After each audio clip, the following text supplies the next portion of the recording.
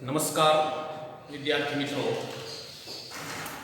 આજે આપણે ધોરણ 9 સંસ્કૃતમાં પ્રકરણ 1 સમર્ચનમ માં આવતા જે શ્લોકો છે એના વિશે વિગતવાર ચર્ચા કરવાના છીએ. પ્રાચીન સમયમાં અને અત્યારે પણ આપણે કંઈ પણ કાર્યની શરૂઆત કરીએ ત્યારે મંગલાચરણ સ્વરૂપે કોઈ શ્લોક, કોઈ દેવી દેવતાની વંદના દ્વારા કરીએ છીએ.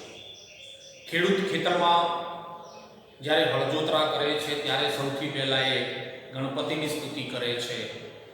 વ્યાપારી પોતાની દુકાનમાં જ્યારે જાય છે, દરરોજ સવારે જાય છે, ત્યારે જઈને પહેલા જે ઈષ્ટદેવ છે એની સ્તુતિ કરે છે, પછી પોતાનો વ્યાપાર ચાલુ કરે છે. આપણે અહીં પણ આજે ધોરણ 9માં સંસ્કૃતની શરૂઆત કરી રહ્યા છીએ ત્યારે જાણે કે આપણા સંસ્કૃતના મંગલાચરણ સ્વરૂપે પ્રથમ એકમમાં આ શ્લોકો આપણે શીખવાના છે. શ્લોકોની વાત કરું એ પહેલા એક સ્પષ્ટતા આપ સર્વે માટે. આ પ્રકરણમાંથી 3 શ્લોક મુખપાઠ માટેના છે. પહેલો, ત્રીજો અને છઠ્ઠો. એટલે કે પરીક્ષામાં મુખપાઠ માટે શ્લોક પૂછાય છે. થોડાક શ્લોક આપેલા હોય અધૂરા, દાખલા તરીકે અહીંયા શ્લોક છે મુખપાઠ માટેનો છે, તો અગ્નિ મિળે પછી દેશ દેશ દેશ દેશ દેશ પછી છેલ્લો શબ્દ રત્ન દાતા અને શ્લોક પૂર્ણ કરો એવી સૂચના આપેલી હોય. 2 ગુણનો શ્લોક પરીક્ષામાં મુખપાઠ માટેના શ્લોકોમાંથી પૂછાય છે. એટલે જે તે કાવ્યમાંથી મુખપાઠ માટેના શ્લોક નક્કી છે એમાંથી જ પૂછાય. એક આ વાત, એટલે આ પ્રકરણમાંથી 3 શ્લોક મુખપાઠ માટેના છે, એટલે એ 3 તમારે મોઢે કરવા પડે. બીજી સ્પષ્ટતા કરી લો કે આ શ્લોક મુખપાઠ માટેના છે એટલે ભાષાંતરમાં ન પૂછાય એવું નહીં વિચારવાનું. ભાષાંતર માટે કોઈ પણ શ્લોક પૂછાઈ શકે છે. ઓકે, હવે તમે હું માનું ત્યાં સુધી 6ઠ્ઠા ધોરણથી સંસ્કૃત શીખતા આવ્યા છો, એટલે થોડું ઘણું જ્ઞાન તમારામાં છે.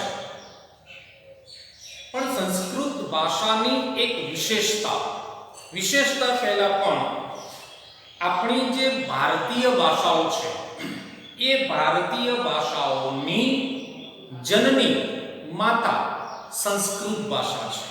એટલે સૌપ્રથમ જ્યારે આર્યો ભારતમાં આવ્યા અને એમણે જ્યારે બોલવાની શરૂઆત કરી ત્યારે તે સંસ્કૃતમાં વાર્તાલાપ કરતા હતા, જેમ અત્યારે આપણે ગુજરાતીમાં એકબીજાની સાથે બોલીએ છીએ તેમ.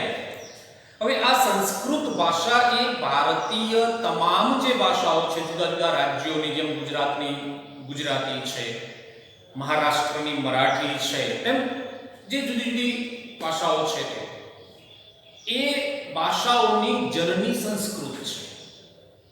અને એ સંસ્કૃત ભાષાની એક વિશેષતા કહીને પછી આપણે આગળની વાત શરૂ કરીએ. તો સંસ્કૃત ભાષાની વિશેષતા એ છે કે એમાં કર્તા કર્મ ક્રિયાપદનો કોઈ જ ક્રમ નથી. જેમ આપણે ગુજરાતીમાં કોઈ બાબત લખતા હોઈએ તો ગુજરાતી ભાષાનો પદક્રમ છે, એમાં પહેલા કર્તા આવે, પછી કર્મ આવે, પછી ક્રિયાપદ આવે. આ આપણો ગુજરાતી ભાષાનો પદક્રમ છે. કર્તા પહેલા આવે, કર્મ પછી આવે, ક્રિયાપદ પછી આવે. જ્યારે સંસ્કૃત ભાષામાં એવું નથી મિત્રો. સંસ્કૃત ભાષામાં કોઈ પણ પદ પછી તે કર્તા પદ હોય, કર્મપદ હોય કે ક્રિયાપદ હોય, એ કોઈ પણ સ્થળે આવે. દાખલા તરીકે એક વાક્ય છે, ભક્ત મંદિરમ ગચ્છતિ, તો આનું ગુજરાતી ભાષાંતર શું થાય? ભક્ત મંદિરમાં જાય છે. બીજું, મંદિરમ ગચ્છતિ ભક્ત, જો અહીંયા સંસ્કૃત ભાષાની વિશેષતા છે, કર્મને પહેલા લીધું, ક્રિયાપદને વચ્ચે લીધું, કર્તાને છે લીધું, મંદિરમ ગચ્છતિ ભક્ત. તો ગુજરાતીમાં શું મંદિરમાં જાય છે ભક્ત એવું બોલીશું આપણે? ના, ગુજરાતીમાં તો સ્પષ્ટતા છે કે પહેલો કર્તા આવે, પછી કર્મ આવે, પછી ક્રિયાપદ આવે. ગચ્છતિ ભક્ત મંદિરમ એટલે સંસ્કૃતમાં કોઈ પણ પદને, કર્તા કર્મ ક્રિયાપદને કોઈ પણ સ્થળે મૂકી શકાય છે કે સંસ્કૃત ભાષાની વિશેષતા છે. ગુજરાતી ભાષામાં કર્તા કર્મ ક્રિયાપદ એક પદક્રમ નિશ્ચિત છે. એટલે સંસ્કૃતમાં ઘણી વખત આપણે જ્યારે કોઈ શ્લોક કે પાઠ શીખીશું ત્યારે કોઈ પદ પહેલું હશે તો એને વચ્ચે લઈશું, કાં તો છેલ્લે લઈશું, છેલ્લું પદ હશે એને પહેલું લઈશું. કેમ? આપણી ગુજરાતી ભાષાનો પદક્રમ સાચવવા માટે. ગુજરાતી ભાષામાં જ્યારે એને આપણે લખીએ છીએ ત્યારે આપણી ભાષાનો પદક્રમ જળવાવો જોઈએ. માટે એ ફકરામાં કે શ્લોકમાં આવતા જે પદો છે એને આપણે ઉલટ સુલટ કરી શકીએ. આ વાતની સ્પષ્ટતા તમારા માટે જરૂરી હતી. હવે આ શ્લોક શીખીએ પહેલા જે મહત્વની બાબત છે એની ચર્ચા થોડીક તમારી સામે કરવી છે કે વેદો ભારતના પ્રાચીન સમાજ અને ધર્મના આધારભૂત ગ્રંથો છે. એટલે ભારતીય સમાજ કે ધર્મની વાત કરીએ કે આખા વિશ્વની વાત કરીએ, એમાં પ્રાચીનમાં પ્રાચીન જો કોઈ ગ્રંથો હોય ને તો એ આ વેદો છે. એ વેદોમાં પ્રાચીનમાં પ્રાચીન ગ્રંથ છે ઋગ્વેદ. એટલે વેદ 4 છે: ઋગ્વેદ, યજુર્વેદ, સામવેદ, અથર્વવેદ. આ વેદોમાં જ્ઞાનનો ભંડાર ભરેલો છે. એની ઋચાઓમાં, એના મંત્રોમાં, એના શ્લોકોમાં, એના સ્તોત્રોમાં ખૂબ વિશાળ જ્ઞાન ભરેલું છે. તો 4 વેદ છે. ઋગ્વેદ જે કદાચ ભારતનો જ નહીં, હું તો વિશ્વનો જૂનામાં જૂનો, પ્રાચીનમાં પ્રાચીન ગ્રંથ છે એવું કહીશું. આપણે ભારતના અનુસંધાનમાં એક ભારતીય હોવાના નાતે ભારતનો પ્રાચીનમાં પ્રાચીન કોઈ ગ્રંથ હોય, સૌ પ્રથમ ગ્રંથ જેને કહેવામાં આવે તો ઋગ્વેદ છે. એના પછી યજુર્વેદ, સામવેદ અને અથર્વવેદ. હવે આ વેદમાં આવતા જે વચનો છે એને મંત્ર કહેવાય છે, જેને આપણે શ્લોક એવા નામથી એને ઓળખીએ છીએ. મહત્વની વાત હવે તમારે સમજવાની છે, કેમ કે જ્યારે પુસ્તક તમારા હાથમાં બને ત્યાં સુધી, જ્યારે આ વિડિયો જોતા હો ત્યારે ભાષાનો કોઈ પાઠ તમે ભણતા હોય ત્યારે પુસ્તક તમારી પાસે છે તો એ પુસ્તક લઈને બેસો, એ પુસ્તકમાં જોતા જાઓ. અહીંથી જે શીખવવામાં આવે એની સાથે ટેલી કરતા જાઓ તો તમને ભણવાની મજા આવશે. અહીંયા મહત્વની વાત શું આવે કે વેદોની ભાષા સસ્વર એટલે સ્વર સહિત, એટલે કે સ્વર સાથે બોલાય છે અને લખાય છે. સ્વર 3 છે. અહીંયા સ્વર એટલે અવાજના અર્થમાં છે. અ, આ, ઈ, ઉ, એ, ઐ, ઓ, ઔ, અમ એના અર્થમાં નથી, અવાજના અર્થમાં છે. જ્યારે સંગીતમાં જ્યારે ગાવામાં આવતું હોય ત્યારે ઘણી વખતે કોઈ ગાતું હોય આમ મધ્યમ ગતિથી એક ગાતું ગાઈ જતું હોય, કોઈ ગાતા ગાતા ગાતા ગાતા એનો તાલ નીચે આવતો હોય, કોઈ ગાતા ગાતા ગાતા એનો તાલ ઊંચે જતો હોય.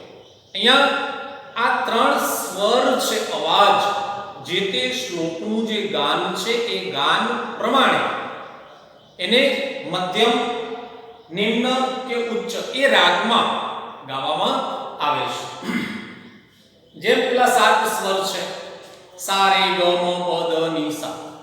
હવે આને જ્યારે આપણે સાંભળીએ છીએ ત્યારે જુઓ, સા, રે, ગ, મ, પ, દ, ની, સા, સા, ની, દ, પ, મ, ગ, રે, સા. શું થયું અહીંયા? ક્યાંક મધ્યમ ચાલે છે, ક્યાંક નિમ્ન ચાલે છે, ક્યાંક ઉચ્ચ ચાલે છે, ક્યાંક ઉચ્ચથી નિમ્નથી મધ્યમ. તો આ 3 સ્વરના પ્રકાર છે.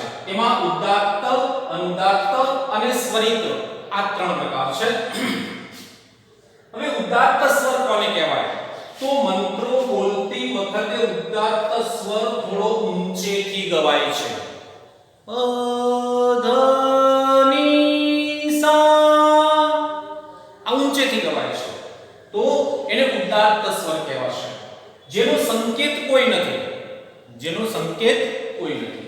પછી અનુદાત્ત સ્વર. અનુદાત્ત સ્વર જે છે એમાં મંત્રો બોલતી વખતે અનુદાત્ત સ્વર થોડો નીચેથી બોલાય છે, જેમાં અક્ષરની નીચે આ રીતે આડી લીટી કરવામાં આવેલી છે. અહીંયા તમે જો ને શ્લોક લખ્યો છે એમાં અહીંયા નીચે કોઈ ચોક્કસ શબ્દની નીચે આડી લીટી કરેલી છે. તો એ શું દર્શાવે છે? શ્લોક બોલતી વખતે આપણો સ્વર એ શબ્દ એ પદ આવે ત્યારે આપણો જે સ્વર છે એ નીચે જાય. સા ની ધ પ. તો આ શું થયું? અનુદાત્ત જેને કહેવામાં આવે. અને સ્વરિત સ્વર. સ્વરિત સ્વરની નિશાની છે એ અક્ષરની ઉપર, આ અક્ષરને નીચે આડી રેખા કરેલી હોય તે અનુદાત્ત કહેવાય. અને અક્ષરની ઉપર આ રીતે ઊભી રેખા કરવામાં આવી હોય એને સ્વરિત સ્વર કહેવાય. મંત્રો બોલતી વખતે સ્વરિત સ્વર મધ્યમ લયથી બોલાય છે, જે અક્ષરની ઉપર આ રીતે ઊભી લીટી દોરીને બતાવવામાં આવે છે, જેમ કે સા રે ગ મ પ ધ ની સા. મધ્યમ, નહીં ઊંચું નહીં નીચું, એક સળંગ બોલવામાં આવે.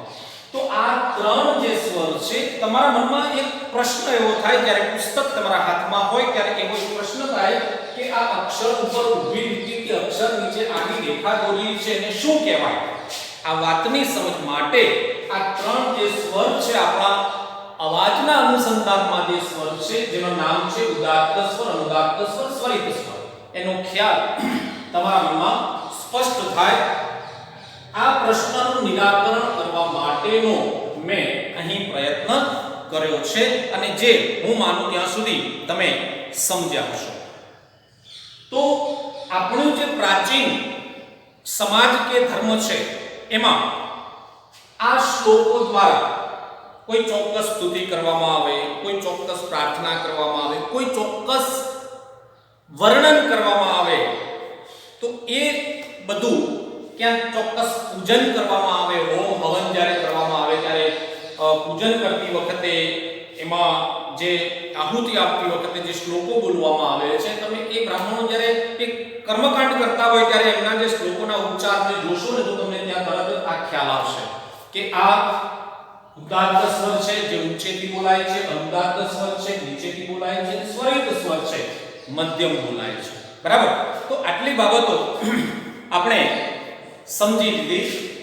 કદાચ નોંધ કરવા જેવું છે, નોંધ કરજો. આમાંથી કોઈ કદાચ પ્રશ્ન પૂછાય કે ન પૂછાય, વેદો અંગે પ્રશ્ન પૂછાય કે વેદો કેટલા છે, તો 4 છે. પ્રાચીનમાં પ્રાચીન વેદ કયો તો ઋગ્વેદ છે.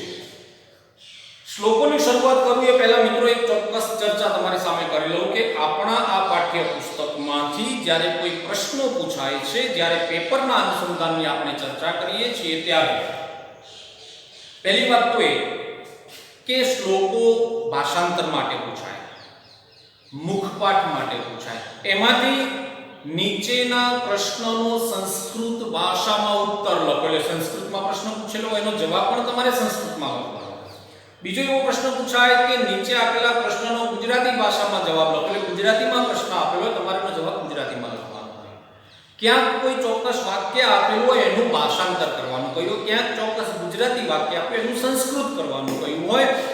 આ જે શબ્દો અહીંયા જે લખેલા છે એ એક સમાનાર્થી શબ્દો છે, એ શબ્દોનો ચોક્કસ અર્થ થાય છે કે એવો પણ પ્રશ્ન પૂછાય કે દાખલા તરીકે અહીંયા અગ્નિ અથવા તો ઈડે, આ ઈડે શબ્દ છે એની સામે 4 જવાબ આપેલો, 4 જવાબમાંથી સાચો જવાબ કયો એ તમારે શોધવાનો, તો એનો અર્થ છે સ્તુતિ કરું છું, ઓ એમાં પણ પૂછાય છે. પછી લિંગ ઓળખાવો, એના અનુસંધાનમાં કોઈ શબ્દનો વિરુદ્ધાર્થી સામે જવાબ આપેલા હોય એમાંથી એનો કયો વિરુદ્ધાર્થી છે એ આ રીતે પરીક્ષામાં દરેક પાઠમાંથી પૂછાવાનું છે. એટલે એ બાબતો તમારે અહીં જ્યારે આવું તમે લખો છો ત્યારે આ વાતની સ્પષ્ટતા સાથે સાથે તમારે કરવાની છે. એટલે એક વાત તમારે ધ્યાનમાં રાખવાની છે કે જ્યારે અહીંયા શ્લોક શીખવવામાં આવે ત્યારે તમારી સામે પુસ્તક હોવું જોઈએ, હાથમાં નોટ અને પેન હોવી જોઈએ. જેમ જેમ અહીંથી ચર્ચા કરવામાં આવે તેમ તેમ તમારે એની નોંધ કરતા રહેવાનું. એટલે સાથે જો તમે કામ કરશો તો તમને ઝડપથી આવડશે. એટલે કોઈ પણ શ્લોક મુખપાઠા માટેનો હોય કે ન હોય, તમારે સૌથી પહેલા એ શ્લોક લખી નાખવાનો છે.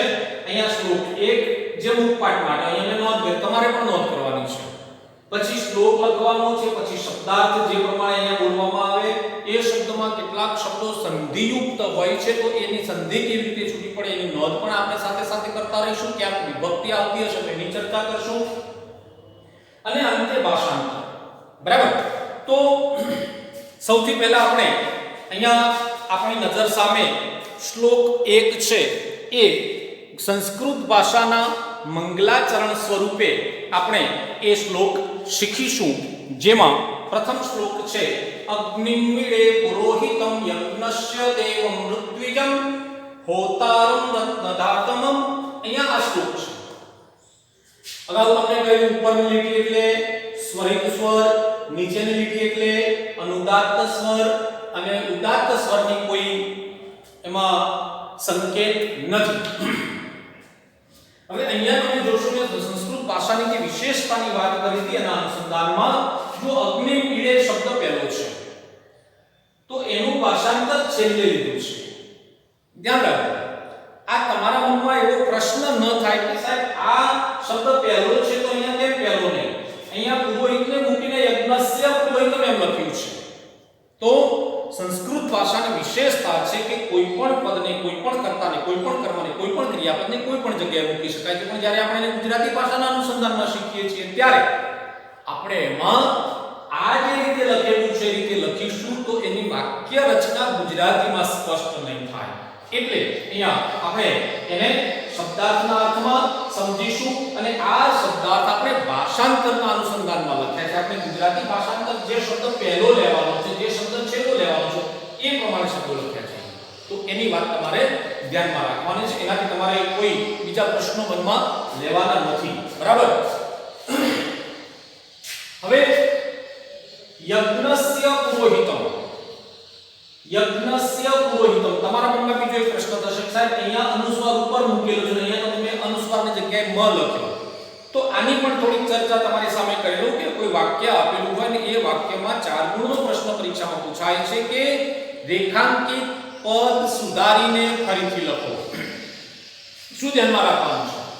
અહીંયા અનુસ્વાર કેમ મૂકવામાં આવ્યો છે એ સમજી લો. મેં અહીંયા અનુસ્વાર કેમ નથી મૂક્યો એ વાત સમજી લો. તો આ જે અક્ષર શબ્દનો છેલ્લો અક્ષર છે એની પર અનુસ્વાર હોય એ અનુસ્વાર પછી જે શબ્દ આવતો પહેલો જે અક્ષર છે વ્યંજન હોય. ધ્યાન રાખો. શું હોય? વ્યંજન હોય તો અહીંયા અનુસ્વાર આવે અને અહીંયા સ્વર હોય પહેલો. અહીંયા સ્વર હોય તો અનુસ્વારનો મ થઈ જાય. આ એક બાબત. આના અનુસંધાનમાં તમારે 4 ગુણનો પ્રશ્ન પૂછવાનો છે. પાઠ્યપુસ્તકમાંથી, શ્લોકમાંથી નહીં, પાઠ્યપુસ્તકમાંથી. પણ આ દરેક બાબતમાં સમજશે કે શબ્દના છેલ્લા અક્ષરમાં અનુસ્વાર હોય એના પછીના શબ્દનો પહેલો અક્ષર વ્યંજન હોય તો અનુસ્વાર આવે. અહીંયા પહેલો સ્વર હોય તો અહીંયા અનુસ્વારનો મ થઈ જાય. એક આ બાબત. પછી પંક્તિના છેલ્લે કોઈ અક્ષર પર અનુસ્વાર આવતો હોય તો એ અનુસ્વાર લખાય નહીં. એને આ રીતે ખોડો કરવો પડે. અનુસ્વાર મના અનુસંધાનમાં છે ને ખોડો કરવો. એટલે અહીંયા તમે જોઈ શકો અહીંયા આ શ્લોક પૂરો થાય છે તો ત્યાં અનુસ્વાર નથી કર્યો. અહીંયા પણ આ શ્લોક પૂરો થાય છે તો અહીંયા અનુસ્વાર નથી કર્યો. પણ અહીંયા આ શ્લોક પછી આ શબ્દ પછી આ વ્યંજન આવે છે તો ર ઉપર અનુસ્વાર કરો. તો જ્યાં અનુસ્વાર પછી વ્યંજન આવે તો અનુસ્વાર આવે અને અહીંયા સ્વર હોય તો અનુસ્વારની જગ્યાએ મ કરવાનો. એટલે અહીંયા શું થયું? યજ્ઞસ્ય પુરોહિતમ. હવે આના પછી કશું લખ્યું નથી. આ શબ્દ છે તો લખેલો અહીંયા મેં મ કર્યો છે. ધ્યાન રાખજો. એવા અગ્નિમ તો અગ્નિમીડે તો અહીંયા મેં અગ્નિમ તો ત્યાં મ કર્યો છે. પછી ઈડે એના અનુસંધાનમાં સંધિના અર્થમાં છે એની ચર્ચા આપણે કરીશું. હવે યજ્ઞસ્ય અહીંયા સ્ય જે છે ને એ ષષ્ઠી વિભક્તિ એકવચન છે. ષષ્ઠી વિભક્તિ જે છે તે ગુજરાતી ભાષામાં નો, ની, નું, ના, નો આ 5 અનુગો એના અર્થમાં આવે છે. એટલે જ્યાં સ્ય આવતો હોય અક્ષરની પાછળ, શબ્દની પાછળ સ્ય આવતો હોય ત્યારે ષષ્ઠી વિભક્તિ એકવચન કહેવાય. નામ, અણામ શબ્દ આવતો ત્યારે ષષ્ઠી વિભક્તિ બહુવચન કહેવાય. તો યજ્ઞસ્ય પુરોહિતમ. હવે આ શબ્દ પછીનો જે શબ્દ છે એ સ્ત્રીલિંગ છે, પુલ્લિંગ છે, નપુંસકલિંગ છે, એકવચન છે કે બહુવચન છે એના અનુસંધાનમાં નો, ની, નું, ના, નો આ શબ્દ આપણે જોડવાનો છે. તો યજ્ઞસ્ય પુરોહિતમ. યજ્ઞસ્ય એટલે જો યજ્ઞના. અહીંયા આ પુરોહિત એ બ્રાહ્મણના અર્થમાં છે, ગૌરના અર્થમાં છે. તો યજ્ઞના પુરોહિતમ એટલે પુરોહિત જેને જેને આપણે બ્રાહ્મણ કહીએ છીએ. યજ્ઞના પુરોહિત દેવમ ઋત્વિજમ. તો હવે જો આની સંધિ પરીક્ષામાં પૂછાય, એની સંધિ કેવી રીતે છૂટી પડે? દેવમ વત્તા ઋત્વિજમ. તો દેવમનો અર્થ શું થાય? તો અહીંયા આપણે દેવમનો અર્થ લખ્યો કે દિવ્ય પ્રકાશવાળા દેવ. હવે તમારા મનમાં અહીંયા પ્રશ્ન થાય કે અહીંયા મ ખોડો કેમ કર્યો? મિત્રો અહીંયા આ અક્ષર સાથે આ રૂ જે સ્વર છે એ જોડાયેલો છે. એટલે કોઈ પણ અક્ષરમાંથી જ્યારે આપણે સ્વર છૂટો પાડીએ છીએ ત્યારે એને આપણે ખોડો કરવો પડે ને વ્યંજન બનાવવું પડે. દેવમ ત્યાં એ રીતે એને વ્યંજન બનાવેલું છે. તો દેવમ એટલે દિવ્ય પ્રકાશવાળા દેવ, ઋત્વિજમ એટલે યજ્ઞ કરાવનાર. મિત્રો અહીંયા કોઈ પણ યજ્ઞ, હોમ, હવન, આહુતિ આપવાની હોય ત્યારે અગ્નિ દેવની જરૂર પડે એટલે અગ્નિ એ યજ્ઞ કરાવનાર દેવ છે. આવો પ્રશ્ન ગુજરાતીમાં પૂછાય, સંસ્કૃતમાં પણ પૂછાય. એટલે આ નોંધ કરે. આપણે આ નોંધ ભાષામાં નથી કરવાની, ધ્યાન રાખો. હોતારમ, જો અહીંયા અનુસ્વાર છે, મેં અહીંયા અનુસ્વાર નથી કર્યો. કેમ નથી કર્યો? થોડુંક સમજતારો સાથે સાથે. હોતારમ એટલે હોમ, હવન કરાવનાર. કોણ? અગ્નિ. રત્નદાતમમ, અહીંયા છેલ્લો અક્ષર મ છે, એના પછી કશું નથી તો એ ખોડો જ આવે. એટલે રત્નોને ધારણ કરનાર અગ્નિ ઈડે. તો અગ્નિ ઈડે એની સંધિ છૂટી પડે અગ્નિ વત્તા ઈડે. અહીંયા ઈડે આ અળ આપણે ગુજરાતીમાં જે લખીએ છીએ ને એ જ છે. જે આપણે ગુજરાતીમાં લખીએ છીએ એને સંસ્કૃતમાં આ રીતે લખવામાં આવે છે. બરાબર? હવે એની જગ્યાએ ઈડે પણ લખેલું હોય, અળ કે ડ એમાંથી કંઈ પણ લખેલું હોય એ તમારે સમજી લેવાનું છે. ધ્યાન રાખો. અગ્નિ એટલે અગ્નિની, અહમ ઈડે, ઈડે એટલે સ્તુતિ કરું છું. અહમ અહીંયા હું સ્તુતિ કરું છું. એટલે જે યજ્ઞના પુરોહિત છે, દિવ્ય પ્રકાશવાળા દેવ છે, યજ્ઞ કરાવનાર છે, હોમ હવન કરાવનાર છે, રત્નોને ધારણ કરનાર છે, એ અગ્નિની હું સ્તુતિ કરું છું. એટલે અહીંયા આ આધારે એનું ભાષાંતર બને કે યજ્ઞના પુરોહિત, દિવ્ય પ્રકાશવાળા દેવ, યજ્ઞ કરાવનાર, હોમ હવન કરાવનાર, રત્નોને ધારણ કરનાર અગ્નિની હું સ્તુતિ કરું છું. આવું એનું ભાષાંતર થશે. કેવી રીતે? યજ્ઞસ્ય પુરોહિતમ દેવમ ઋત્વિજમ હોતારમ રત્નદાતમમ અગ્નિવીડે.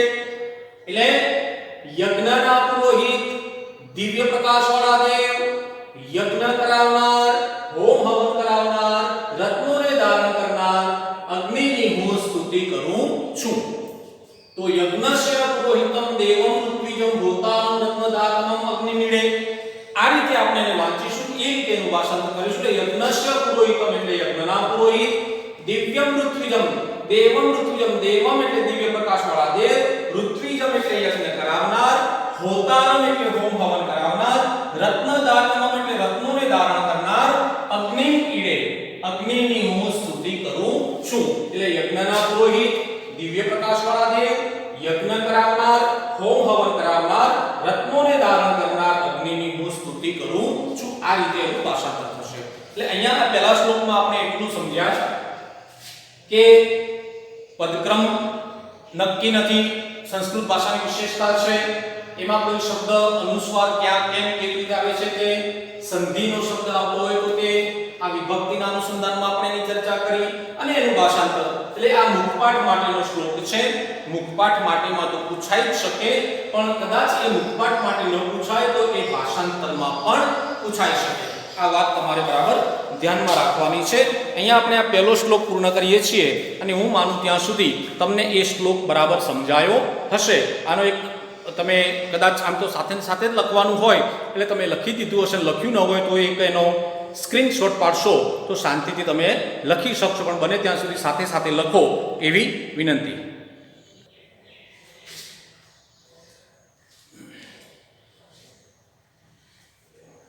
પ્રથમ શ્લોકમાં આપણે એના શબ્દો, એના ભાષાંતરની વાત કરી. થોડા એ શ્લોકમાંથી જે પ્રશ્નો પૂછાય છે એની થોડી ચર્ચા કરી. તમે સ્વાધ્યાયમાં જોશો તો કેટલાક પ્રશ્નો તમને સ્વાધ્યાયમાં જોવા મળતા. કે પહેલો પ્રશ્ન છે કમ પુરોહિતમ ઈડે, ઈડે અથવા ઈડે.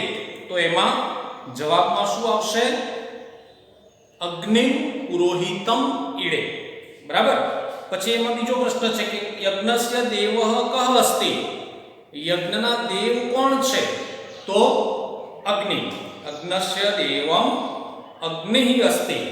પછી કહ હોતારમ રત્નદાતતમ ચ અસ્તિ, કોણ હોમ હવન કરનાર અને રત્નોને ધારણ કરાવનાર છે? તો એમાં પણ અગ્નિ શબ્દ આવશે. બીજો એક પ્રશ્ન ગુજરાતીમાં એવો પૂછાય કે અગ્નિદેવની કઈ કઈ વિશેષતાઓ મંત્રમાં વર્ણવી છે? તો એનું જે ભાષાંતર છે તે અગ્નિદેવ યજ્ઞના પુરોહિત છે, દિવ્ય પ્રકાશવાળા દેવ છે, હોમ હવન કરાવનાર છે અને રત્નોને ધારણ કરનાર છે. આ અગ્નિની વિશેષતાઓ છે. એટલે એમાં તમે પહેલા શ્લોકનું ભાષાંતર સીધું લખો તો પણ ચાલે.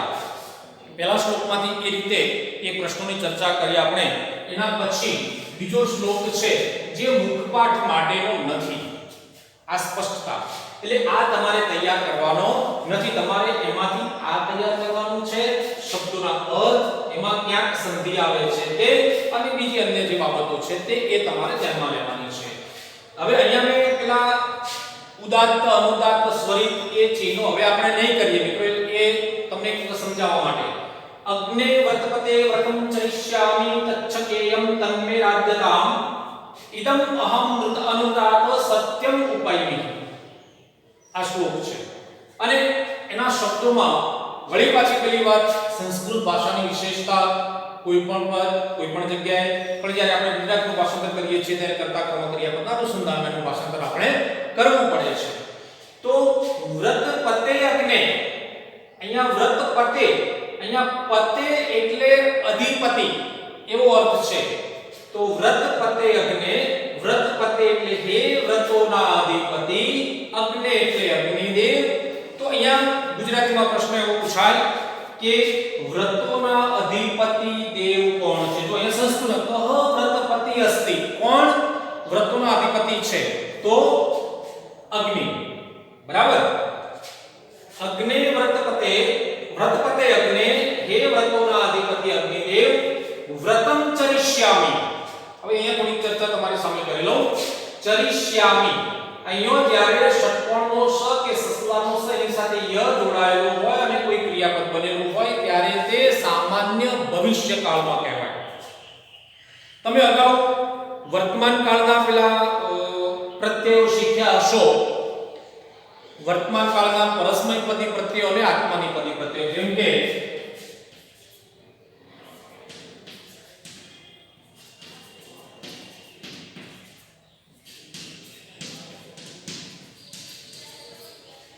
ઈ વયમય સે કે તે ઇત્યંતે, એ આત્મનેપદી પ્રત્યયો છે, તમને આવડતા હશે.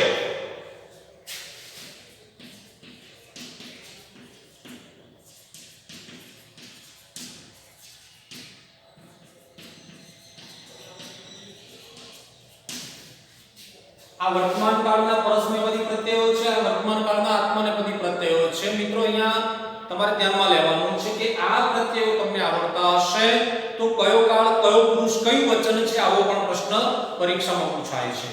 તો વર્તમાન કાળના પરસ્મયપદી અને આત્મનેપદી જે પ્રત્યયો છે એના એ જ પ્રત્યયો સામાન્ય ભવિષ્યકાળના છે. હવે અહીંયા તમે જોઈ શકો ચરિષ્યામિ, તો અહીંયા અંતે મી પદ આવ્યું. મી પદ આવ્યું તો અહીંયા શું છે? આ પ્રથમ પુરુષ છે, આ બીજો પુરુષ છે, આ ત્રીજો પુરુષ છે, આ એકવચન છે, આ દ્વિવચન છે અને આ બહુવચન છે. તો અહીંયા પ્રથમ પુરુષને સંસ્કૃતમાં આપણે ઉત્તમ પુરુષ કહીશું, આને મધ્યમ પુરુષ કહીશું અને આને અન્ય પુરુષ કહીશું આપણે ત્રીજા પુરુષને. પરીક્ષામાં આની ઓળખ કેમ થાય? પ્રથમ પુરુષ એકવચન, વર્તમાન કાળ પ્રથમ પુરુષ એકવચન. દાખલા તરીકે લિખામી, તો આ પદ કયો કાળ, કયો પુરુષ, કયું વચન થાય? તો પાછળ મી પ્રત્યય લાગે. વર્તમાન કાળમાં પહેલો પુરુષ એકવચનમાં મી છે, તો અહીંયા મી એટલે વર્તમાન કાળ પહેલો પુરુષ એકવચન. એની જગ્યાએ આ રીતે લખેલું હોય લિખંતી, તો અહીંયા આપણે જોવાનું મી વમ સીત તીત અંતિ. લિખ ધાતુની સાથે અંતિ પ્રત્યય જોડાયો, તો અંતિ પ્રત્યય જોડાયો તો એ ત્રીજો પુરુષ બહુવચન. કયો કાળ? વર્તમાન કાળ ત્રીજો પુરુષ બહુવચન. અહીંયા લિખતી લખાયેલું છે તો અહીંયાથી લિખ ધાતુ સાથે તે પ્રત્યય જોડાયો તો ત્રીજો પુરુષ એકવચન, વર્તમાન કાળ ત્રીજો પુરુષ એકવચન. તો આ બાબત ત્યાં પૂછાય છે. અહીંયા આ ચરિષ્યામી ભવિષ્યકાળમાં છે, સામાન્ય ભવિષ્યકાળ છે એટલે એમાં પણ આ જ પ્રત્યયો આવે છે. એટલે આ સામાન્ય ભવિષ્યકાળ પ્રથમ પુરુષ એકવચન કહેવાશે. તો વ્રતમ ચરિષ્યામી, અહીંયા આ ચરિષ્યામી એ વર્તમાન કાળ પહેલો પુરુષ એકવચન એટલે પોતે. હું તમારા એટલે જે વ્રતોના અધિપતિ દેવ છે એમની વાત છે. તમારા વ્રતમ એટલે વ્રતનું ચરિષ્ય પાલન કરીશ. બરાબર. વ્રતપતે અગ્ને, હે વ્રતોના અધિપતિ અગ્નિદેવ, વ્રતમ ચરિષ્યામી, હું તમારા વ્રતનું પાલન કરીશ. તન્મે, હવે જો અહીંયા તન્મે એટલે તત વત્તા મે, તત એટલે તેની, મે એટલે મને. તેની એટલે કોની? વ્રતની. તો તે વ્રતની મને રાધ્યતામ, રાધ્યતામ તો સિદ્ધિ કરાવો. તો વ્રતપતે અગ્ને, હે વ્રતોના અધિપતિ અગ્નિદેવ, વ્રતમ ચરિષ્યામી, હું તમારા વ્રતનું પાલન કરીશ. તન્મે રાધ્યતામ, તે વ્રતની મને સિદ્ધિ કરાવો. ઇદમ અહમ અનૃતાત, અહીંયા બી બાબત છે ધ્યાન રાખજો. જો અહીંયા થોડી આની ચર્ચા કરી લઉં. અહમ કિમ ચરિષ્યામી, અહમ કિમ ચરિષ્યામી એટલે હું કોના વ્રતનું પાલન કરીશ એવો જે પ્રશ્ન છે, અથવા તો હું કે કયા વ્રતનું પાલન કરીશ. તો અહીંયા આવશે ઇદમ અહમ અનૃતાત. ઇદમ એટલે આ, અહમ એટલે હું, અનૃતાત એટલે અસત્ય માર્ગેથી. આ હું અસત્ય માર્ગેથી સત્યમ ઉપૈમી, સત્ય માર્ગે ગતિ કરું છું. બરાબર. તો અહમ કિમ ચરિષ્યામી, સંસ્કૃતમાં જ્યારે જવાબ લખવાનો હોય ત્યારે અહમ અનૃતાત સત્યમ પ્રતિ ઉપૈમી ગમનાય, અથવા તો અહમ સત્યમ ઉપૈમી ચરિષ્યામી એમ લખો તો પણ ચાલે. અહીંયા સમજવાની વાત હતી. અહમ, આ અહમ એ આપણા જે સર્વનામો છે, અસ્મદ સર્વનામ અને યુષ્મદ સર્વનામ. અસ્મદ સર્વનામો તમે અગાઉ અહમ આવામ વયમ, મામ આવામ અસ્માન, મમ આવયોહો અસ્માકમ, પ્રથમા વિભક્તિ, દ્વિતીય વિભક્તિ અને ષષ્ઠી વિભક્તિ, આ ત્રણ વિભક્તિના રૂપો તમે શીખ્યા હોય તો આ અહમ એટલે હું, અને એ જે અહમ પદ છે એ અસ્મદ સર્વનામ પ્રથમા વિભક્તિ એક વચન આવે. કોઈમાં વયમ શબ્દ હોય તો બહુવચન છે, તો અસ્મદ સર્વનામ પ્રથમા વિભક્તિ બહુવચન થશે. તો વ્રતપતે અગ્ને, હે વ્રતોના અધિપતિ અગ્નિદેવ, વ્રતમ ચરિષ્યામી, હું તમારા વ્રતનું પાલન કરીશ. તન્મે રાધ્યતામ, તેની મને સિદ્ધિ કરાવો. ઇદમ અહમ અનુતાત, આ હું અસત્ય માર્ગેથી સત્યમ ઉપૈમી, સત્યમ વત્તા ઉપૈમી એટલે સત્ય માર્ગે ગતિ કરું છું. અહીંયા એક આ શબ્દ છે, કદાચ એની સંધિ અહીંયા આપણે એનો ઉપયોગ નથી કર્યો, તચ્છકેયમ એવો શબ્દ છે, તો એની સંધિ કદાચ પૂછાય તો આ રીતે તત શકેયમ, છ જે છે એ શરણાઈનો સ થઈ જશે અને અંતે હંમેશા આ અનુસ્વાર સંધિમાં જ્યારે છૂટી પાડતા હો ત્યારે છેલ્લો શબ્દ છે એ અનુસ્વાર હોય તો અનુસ્વારનો ન થઈ જાય, આટલે તમારે ધ્યાન રાખવાનું છે. તો અહીંયા અગ્ને વ્રતપતે, હે વ્રતોના અધિપતિ અગ્નિદેવ, વ્રતમ ચરિષ્યામી, હું તમારા વ્રતનું પાલન કરીશ. તન્મે રાધ્યતામ, તે વ્રતની મને સિદ્ધિ કરાવો. ઇદમ અહમ અનૃતાત સત્યમ ઉપૈમી, આ હું અસત્ય માર્ગેથી સત્ય માર્ગે ગતિ કરું છું. અગ્નિથી કયું વ્રત લેવામાં આવ્યું? હું અસત્યના માર્ગેથી સત્યના માર્ગે ગતિ કરવાનું વ્રત લેવામાં આવ્યું. આ પ્રશ્નનો જવાબ એ એ થશે, ધ્યાન રાખો. અહીંયા તમારે સાથે સાથે પ્રશ્નના જવાબની પણ થોડીક બાબત ધ્યાનમાં લેવાની છે, જે આપણે સ્વાધ્યાયમાં આ પ્રશ્નો તમને પૂછવાના છીએ, તો એ તમને એ સમયે ખ્યાલ હોવો જોઈએ કે કયા પ્રશ્નનો કેવો જવાબ થાય છે. ફરીથી એક વખતે આપણે આનું ભાષાંતર જોઈ લઈએ.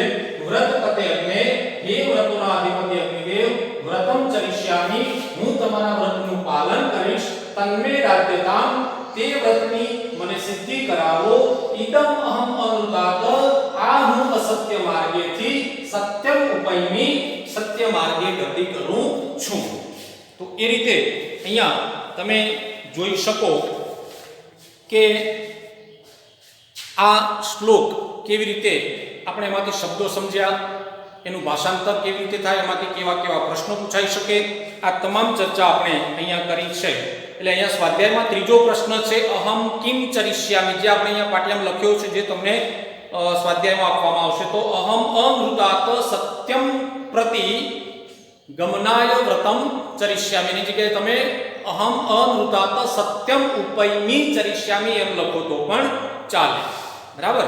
અહીંયા આપણે પહેલો અને બીજો શ્લોક સમજ્યા, જેમાં પહેલો શ્લોક મુખપાઠ માટેનો હતો, જેનું ભાષાંતર પણ તમારે તૈયાર કરવાનું છે. બીજો શ્લોક મુખપાઠ માટેનો નથી, શ્લોક તમારે તૈયાર કરવાનો નથી, માત્ર એનું ભાષાંતર તૈયાર કરવાનું છે. એમાં આવતા શબ્દોના અર્થ તમારે જોવાના છે, અને એમાંથી કેવો પ્રશ્ન કેવી રીતે પૂછાય, તો એનો શું જવાબ આવે એ તમારે ધ્યાનમાં લેવાનું છે. સંસ્કૃતમાં જે પ્રશ્ન પૂછાયેલો છે એનો સંસ્કૃત ભાષામાં જવાબ આપવાનો થાય, અને ગુજરાતીમાં જે પ્રશ્ન પૂછાયેલો ગુજરાતીમાં જવાબ આપવાનો થાય. ટૂંકમાં સૂચના પ્રમાણે તમારે પરીક્ષામાં જે તે જવાબ લખવાના રહેશે.